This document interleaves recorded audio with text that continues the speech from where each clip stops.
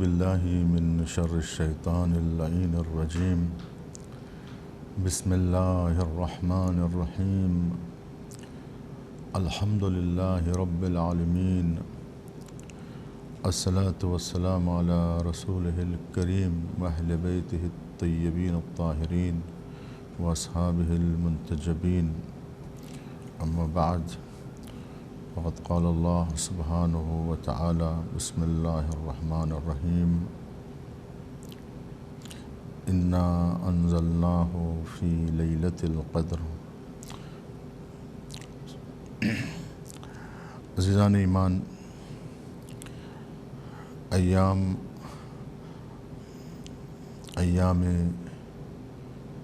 ماہ مبارک رمضان ہے۔ ماہ مبارک رمضان ماہ قرآن ہے، ماہ نزول قرآن ہے۔ اس مہینے کی شرف اور منزلت کے لیے اتنا ہی کہہ دینا کافی ہے کہ شہر رمضان الذی انزل فیہ القرآن، یہ مہینہ نزول قرآن کا مہینہ ہے۔ اس مہینے میں اللہ سبحانہ وتعالیٰ نے لیلۃ القدر کو رکھا ہے۔ وہ لیلۃ القدر جو 1000 مہینوں پر فضیلت رکھتی ہے۔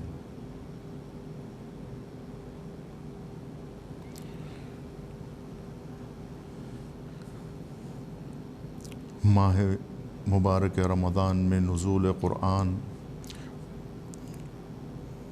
بہت بڑی بات ہے، اسرار ہے۔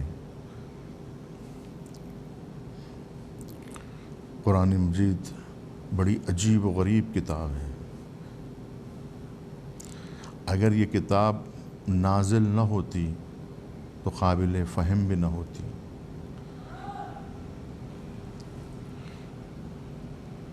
علامہ اقبال فرماتے ہیں کہ فاش گویم آنچه در دل مضطرست، ان کتابی نیست چیزی دیگر است۔ یہ کتاب نہیں ہے بلکہ ایک اور چیز ہے۔ وہ کیا ہے؟ ہمارے ادراک سے بالاتر ہے۔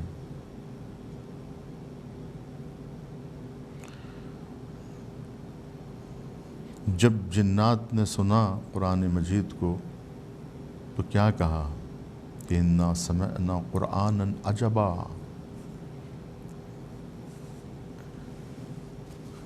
ایک عجیب قرآن کو ہم نے سنا، ایک ایسا کلام جو کبھی سنا نہیں گیا تھا، ایسے معانی، ایسے مطالب جو کبھی جن و بشر نے نہیں سنے تھے۔ ایسی کتاب آج تک کبھی نازل ہی نہیں ہوئی تھی، جس کی نظیر نہ صحف آدم میں ملتی ہے، نہ صحف ابراہیم خلیل میں ملتی ہے، نہ اس کی مثال صحف موسیٰ اور عیسیٰ میں ملتی ہے۔ قرآن کریم کو حضرت مصطفیٰ صلی اللہ علیہ وآلہ وسلم کے علاوہ کوئی اتار ہی نہیں سکتا تھا۔ یہ قلب مصطفیٰ ہی تھا کہ جس پر قرآن مجید نازل ہوا۔ نزول قرآن خود اسرار میں سے ایک اسرار ہے، ایک سر ہے، ایک راز نہاں ہے۔ قرآن عطیہ ربانی کا نام ہے۔ قرآن تحفہ پروردگار کا نام ہے۔ قرآن مجید انسانوں کے لیے اللہ سبحانہ وتعالیٰ کی جانب سے دیے جانے والے انعامات میں سب سے بڑا انعام ہے۔ اگر قرآن مجید کو نازل کرنا نہ ہوتا تو انسان ہی کو اللہ سبحانہ و تعالیٰ نہ خلق فرماتا۔ تکمیل انسانیت، تکمیل بشریت، ارتقاء بشریت قرآن مجید کے علاوہ ممکن ہی نہیں ہے۔ قرآن مجید کامل ترین کتاب ہدایت ہے۔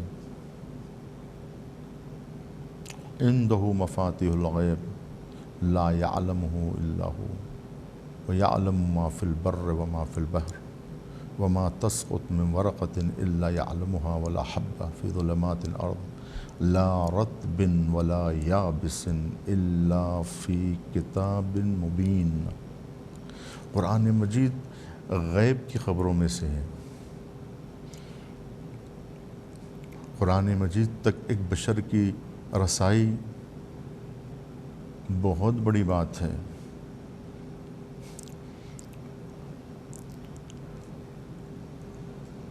قرآن مجید عجائب میں سے ہے، غرائب میں سے ہے۔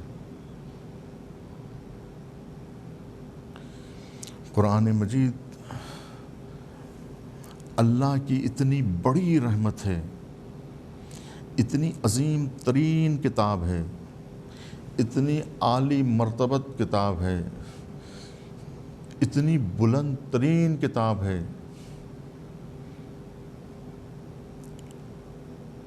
کہ جس کا ادراک، جس کو سمجھنا عام انسان کے بس کی بات نہیں ہے۔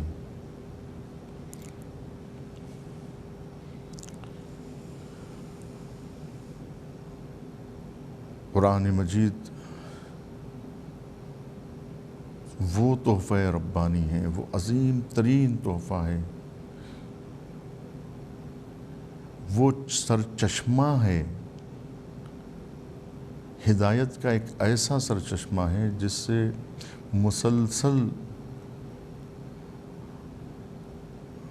وہ رزق فراہم ہو رہا ہے جو عقل و فکر کو، انسان کے تمام ضروریات کو پورا کر دے، فہم انسانی میں نورانیت پیدا کرے، ادراک انسانیت میں عقل انسانی کو روشن کر دے، دل انسان کو روشن کر دے، انسان کی ضمیر کو روشن کر دے، قلب و دماغ کو روشن کرنے والی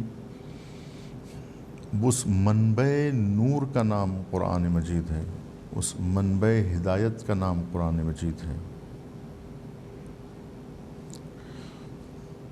قرآن انسانوں کو، تمام دنیا کے انسانوں کو، ایک فرد بشر کے لیے نہیں ہے، تمام دنیا کے انسانوں کے لیے۔ اس کے مخاطبین صرف عرب نہیں ہیں، اس کے مخاطبین صرف اس دور کے لوگ نہیں ہیں۔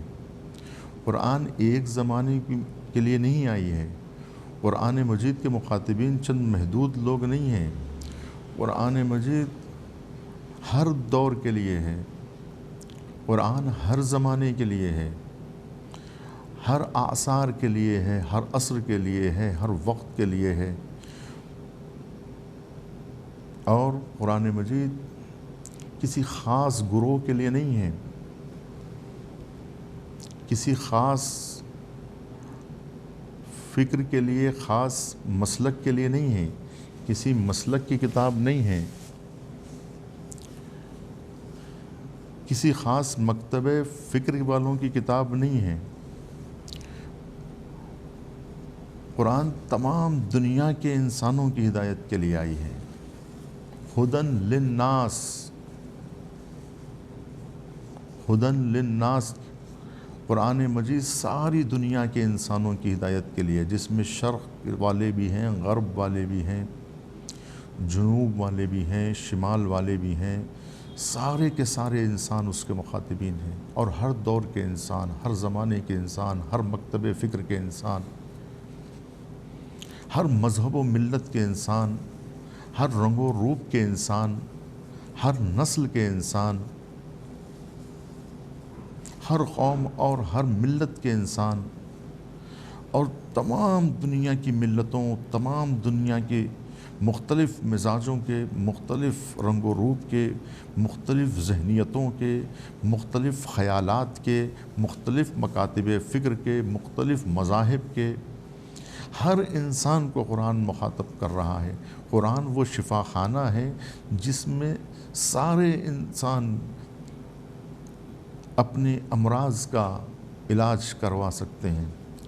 قرآن ایک ایسا شفا خانہ ہے، فیہ شفاء و رحمہ، قرآن مجید میں شفا ہے، رحمت ہے، قرآن مجید میں بیماریوں کا علاج ہے، البتہ ظاہری بیماریوں کا بھی علاج ہے اور روحانی امراض کا بھی علاج ہے۔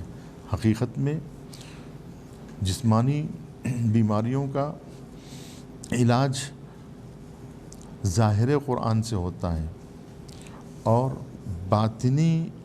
باطنی جو بیماریاں ہیں اس کا علاج باطن قرآن سے ہوتا ہے، حقیقت قرآن سے ہوتا ہے۔ قرآن مجید غذائے روحانی بھی ہے، غذائے جسمانی بھی۔ جسم کی امراض کے لیے بھی قرآن مجید کے یہ ظاہری جو آیتیں ہیں، یہ الفاظی جو قرآن ہیں، یہ الفاظ والا قرآن، یہ صوتی قرآن جو صوت میں آ کے نازل ہوا، قرآن مجید کا نزول خود اسرار میں سے کس طرح سے قرآن اپنے اس اوج سے، ذالک الکتاب، وہ کتاب، جبکہ قرآن تو یہ ہے، ھذا القرآن نہیں، ذالک القرآن، وہ قرآن، یعنی عظمتوں والا قرآن۔ یہ بعد مکانی نہیں ہے، بلکہ قرآن مجید کی عظمتوں کی طرف اشارہ ہے۔ بڑی عظیم ترین کتاب، وہ کتاب،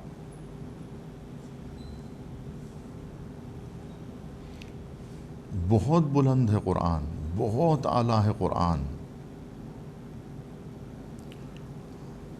خود بھی اعلیٰ ہے، خود بھی عرفہ ہے، اور دوسروں کو بھی بلندی عطا کرتی ہے۔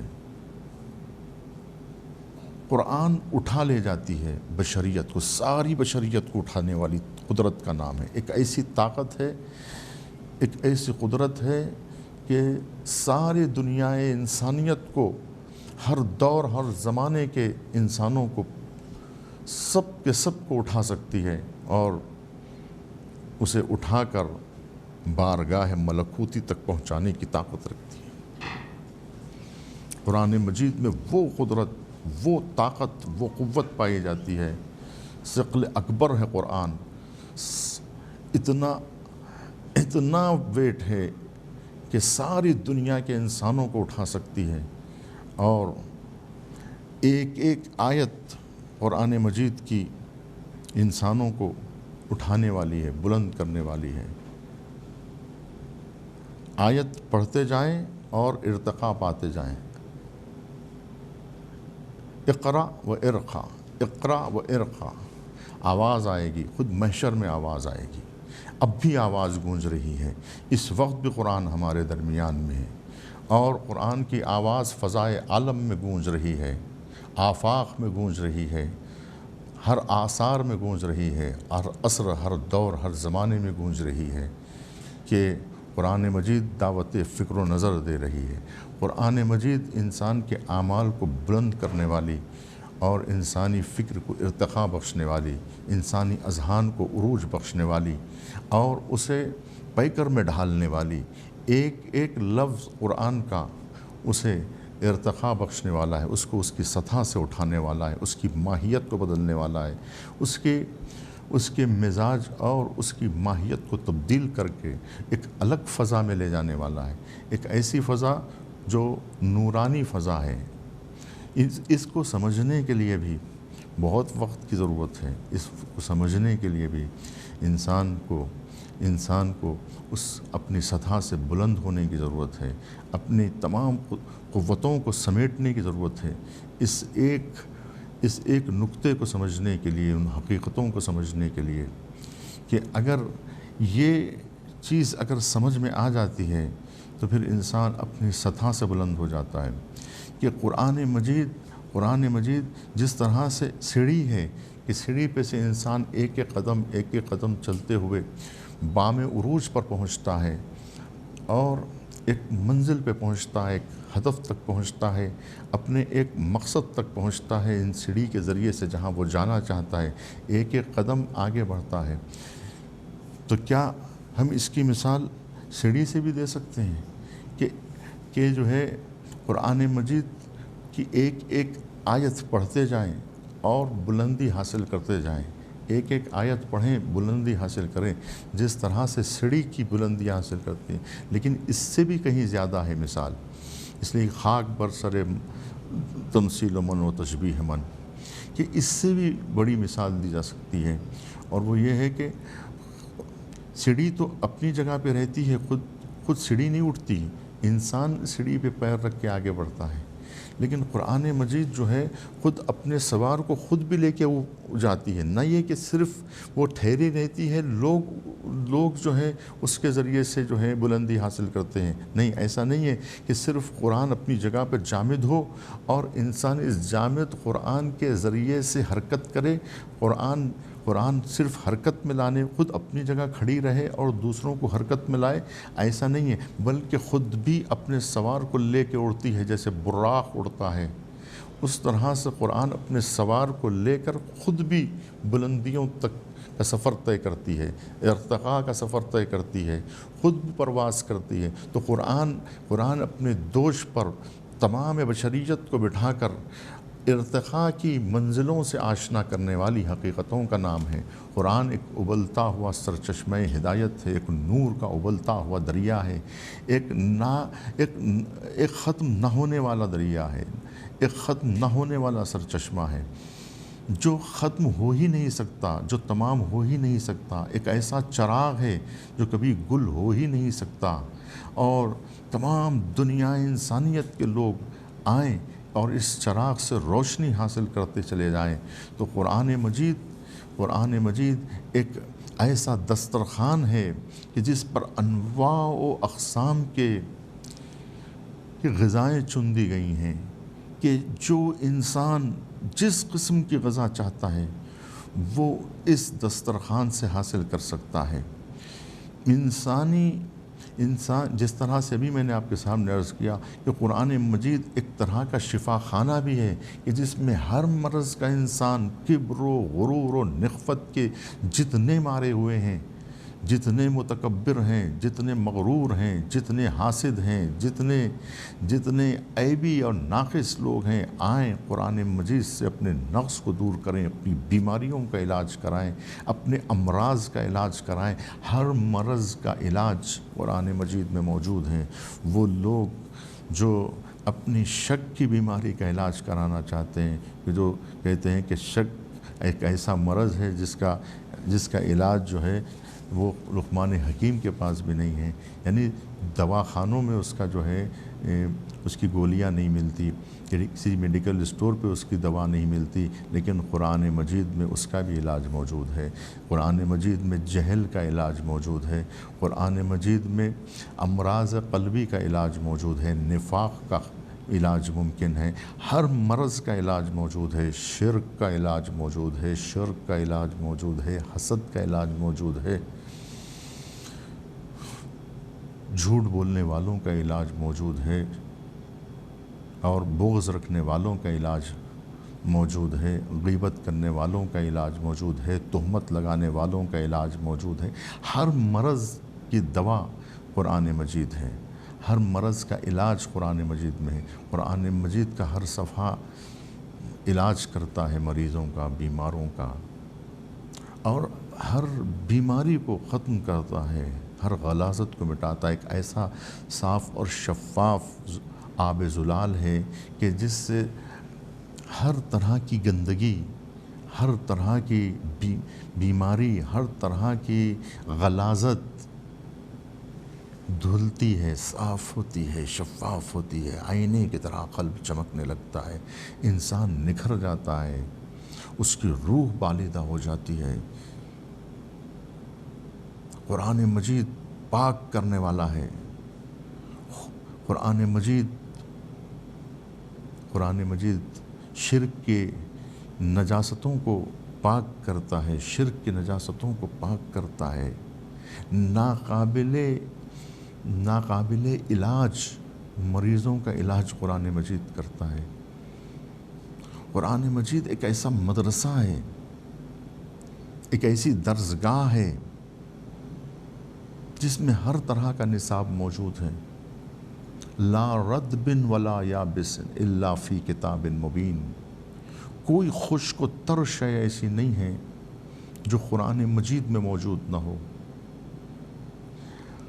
ہدایت سے متعلق انسان کی ضرورتوں کو پورا کرنے والی کتاب،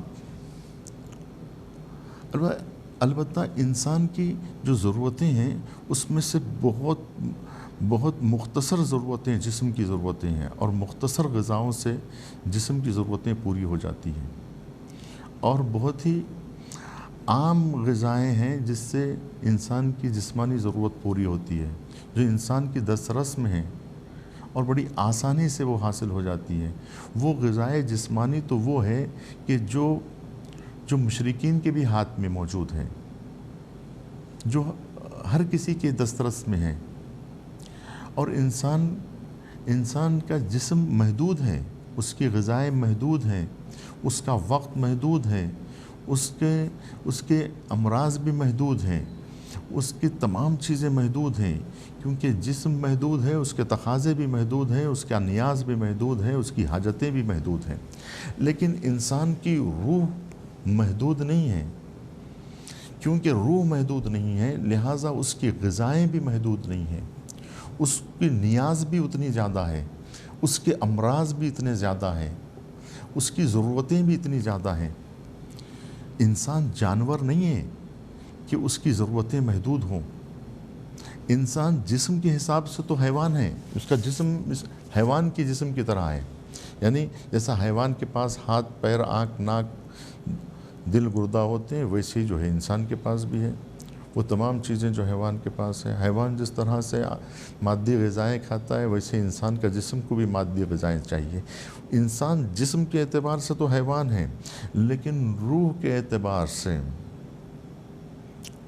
اس کی روح ملکوتی ہے۔ وَنَفَخْتُ فِيهِ مِن روحی، یعنی روح ملکوتی ہے، روح الہی ہے، کیونکہ روح الہی ہے، روح بلندیوں سے آئی ہے، لہٰذا روح کو بلندیوں تک پہنچنا ہے، کیونکہ روح کو بلندیوں تک پہنچنا ہے لہٰذا روح کی غذائیں بھی الگ ہیں، جس کا جسم کی غذاؤں سے کوئی تعلق نہیں ہے۔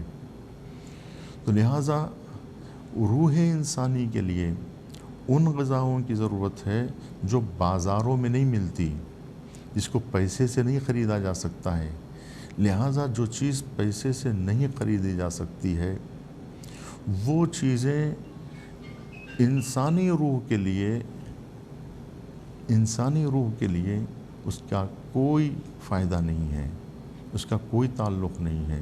روح انسانی، روح کے مسائل جسم کے مسائل سے بہت مختلف ہے۔ انسان اس جسم کا نام نہیں ہے، آدمی اس بدن کا نام نہیں ہے، کہ آدمی اس ہاتھ، پیر، آنکھ، ناک، کان کا مجموعہ نہیں ہے، بلکہ انسان دیکھیے کہتے ہیں کہ ایک شخص ہوتا ہے، ایک شخصیت ہوتی ہے، شخص سے انسان محدود ہے لیکن شخصیت انسان محدود نہیں ہے، یعنی جسم انسان محدود ہے، روح انسان محدود نہیں ہے، اور انسان جسم کا نام نہیں ہے بلکہ اس کی اس روح کا نام ہے، اس حقیقت کا نام ہے۔ ورنہ جسم کے اعتبار سے تو سارے انسان ایک جیسے ہیں، تو پھر فرق کیا ہوا؟ فرق تو جسم کے اعتبار سے کچھ نہیں ہے۔ اگر آپ دیکھیں تو حضرت موسیٰ علیہ السلام کا جسم کیسا تھا؟ ویسے ہی فرعون ملعون کا جسم تھا۔ فرعون کا جسم کے اعتبار سے کوئی فرق نہیں تھا، جہاں جناب موسیٰ علیہ السلام کی آنکھ تھی وہیں پر جو ہے فرعون کی بھی آنکھ تھی، جہاں پر ان کے کان تھے وہیں پر اس کا کان بھی تھے، یعنی چہرہ وہی تھا، ویسے ہی تھا جیسے ہر انسان کا چہرہ ہوتا ہے، ہاتھ پیر ویسے ہی تھے جیسے ہر انسان کے ہوتے ہیں۔ یعنی جسم کے اعتبار سے دیکھا جائے، اس کی ضرورتیں دیکھی جائے تو جسم کی جو ضرورتیں ہیں، جسم کے جو مسائل ہیں وہ تمام انسان جس کے پاس بھی جسم ہے اس کے پاس سارے مسائل وہی ہیں، جس میں سب یکتا اور برابر ہیں۔ خود ختمی مرتبت کا آپ جسم دیکھیں اور جو ہے ابو لہب اور ابو جہل کا جسم دیکھیں، کوئی فرق ہے؟ جسم کے اعتبار سے کوئی فرق ہے؟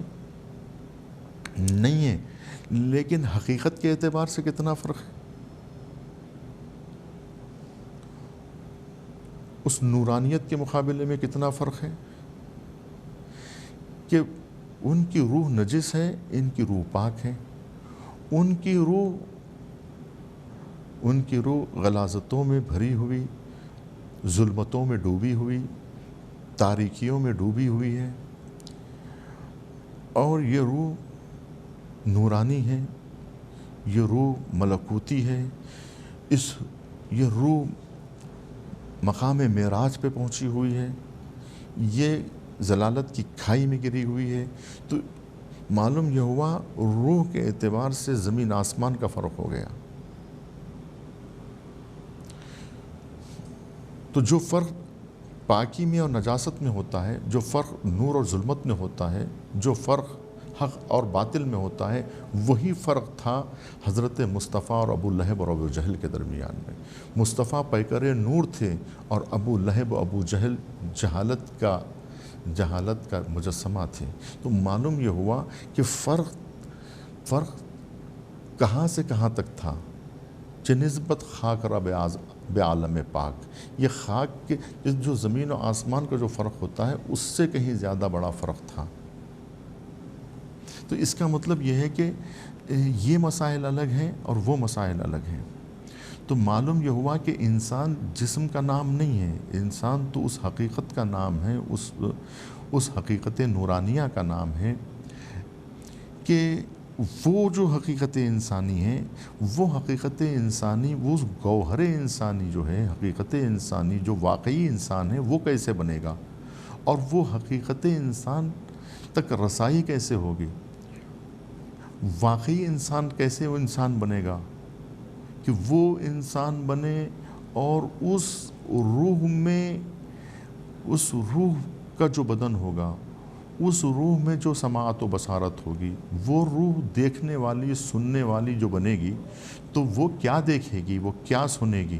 تو وہ روح کو اگر پے کر ملنا ہے، اس روح کو اگر زندگی ملنا ہے، اس روح کو اگر حیات ملنا ہے، تو وہ روح کی حیات جو اصل حیات انسانی ہے، اس روح حیوانی کے علاوہ ایک روح انسانی وجود میں آئے گی۔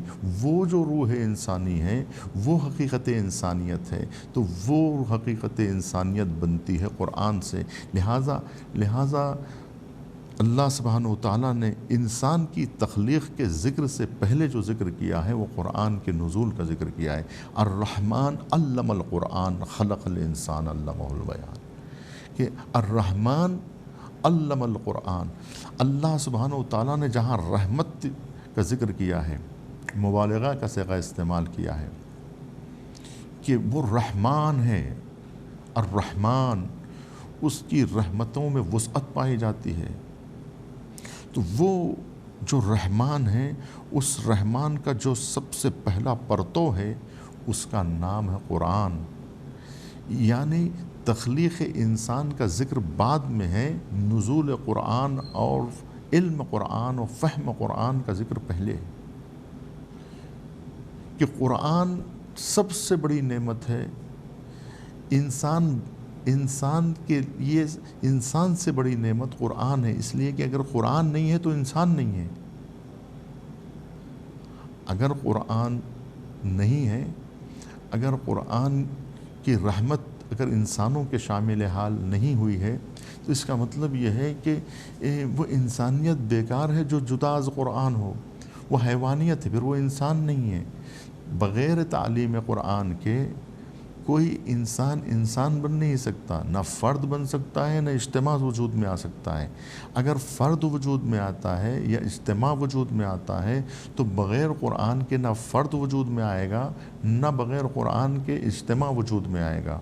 تو قرآن، فہم قرآن ہر اعتبار سے وہ حقیقت کا نام ہے، اس غذا کا نام ہے کہ جس سے تکمیل بشریت ہوتی ہے، جس سے انسان بنتے ہیں، جس سے انسان وجود میں آتے ہیں، حقیقت میں روح انسانیت قرآن ہے۔ اگر قرآن پیکر بشریت میں پہنچے گی تو انسان بنے گا، اگر روح قرآن کو پیکر انسانی سے نکال لیا جائے تو انسان حیوانوں کی طرح ہو کے رہ جائے گا۔ حیوان اور انسان کا فرق یہی ہے کہ حیوان وہ ہے جس کے پاس علم القرآن نہیں ہے، اور انسان وہ ہے جو علم القرآن کا مصداق ہے۔ قرآن کا علم، چونکہ اگر انسانوں کو ہر بات کا علم دے دیا جائے اور قرآن کا علم نہ دیا جائے تو اس کا مطلب یہ ہے کہ وہ انسان نہیں بن سکے گا۔ اس لیے کہ انسان ماورائے طبیعت کے علم سے انسان بنتا ہے۔ طبیعت کے اندر کے خول میں رہ کر، اس محدود دائرے طبیعت میں رہ کر، اس نیچر کے محدود دائرے میں رہ کر کوئی انسان بن نہیں سکتا ہے۔ وہ حیوان رہے گا اور اسی دائرے طبیعت میں، اسی نیچر میں گھومتا رہے گا، اس سے باہر نہیں نکل سکے گا۔ وہ روشنی جو انسان کو، وہ براق جو انسان کو طبیعت سے نکال کر ماورائے طبیعت تک لے کے جانے والا، وہ جو سواری ہے براق کی، جو وہ نورانی سواری جو بڑی تیزی کے ساتھ طبیعت سے باہر نکال کر، نیچر سے باہر نکال کر، انسان کو طبیعت سے باہر نکال کر ماورائے طبیعت تک پہنچاتی ہے، ایک ایسی کھلی فضا میں پہنچاتی ہے کہ اس نظام شمسی کے دائرے کو چیر کے، اس نظام شمسی کے دائرے کو توڑ کر، اس کی جو ہے